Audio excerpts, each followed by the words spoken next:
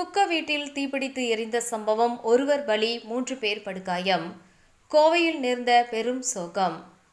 கோவை கணபதி பகுதியை சேர்ந்தவர் ராமலட்சுமி, வயது 85.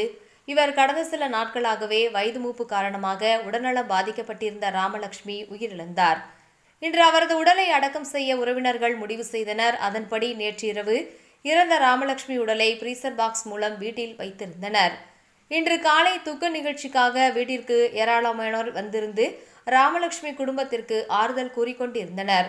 அப்பொழுது அப்பகுதியில் காலை 10:30 மணிக்கு மின்சாரம் துண்டிக்கப்பட்டுள்ளது. இதனால் பிரீசர் பாக்ஸ் ஏசி கிடைக்காது என்பதால் உடனே ஜெனரேட்டர் மூலம் பிரீசர் பாக்ஸுக்கு மின்சாரம் கொடுக்கப்பட்டுள்ளது. அப்பொழுது ஓடிக்கொண்டிருந்த ஜெனரேட்டரில் பெட்ரோல் ஊற்றப்பட்டதாக கூறப்படுகின்றது. அப்பொழுது திடீரென எதிர்பாராத விதமாக தீ விபத்து ஏற்பட்டது. இதனால் அங்கு புகை மண்டலமாக ஏற்பட்டது.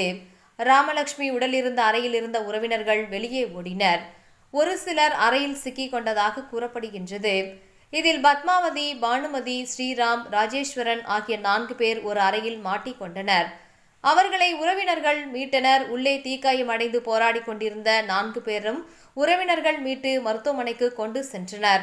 ஆனால் அங்கே சிகிச்சை பலனளிக்காமல் பத்மாவதி, வயது 55 என்பவர் உயிரிழந்தார். மீதி 3 பேரும் சிகிச்சை பெற்று வருகின்றனர். இந்த விபத்து குறித்து சரவணப்பட்டி போலீசார் விசாரணை நடத்தி வருகின்றனர். துக்க நிகழ்ச்சிக்கு சென்ற உறவினர் வீட்டில் தீப்பிடித்து எரிந்து உயிரிழந்த சம்பவம் அப்பகுதியில் பெரும் சோகத்தை ஏற்படுத்தியுள்ளது.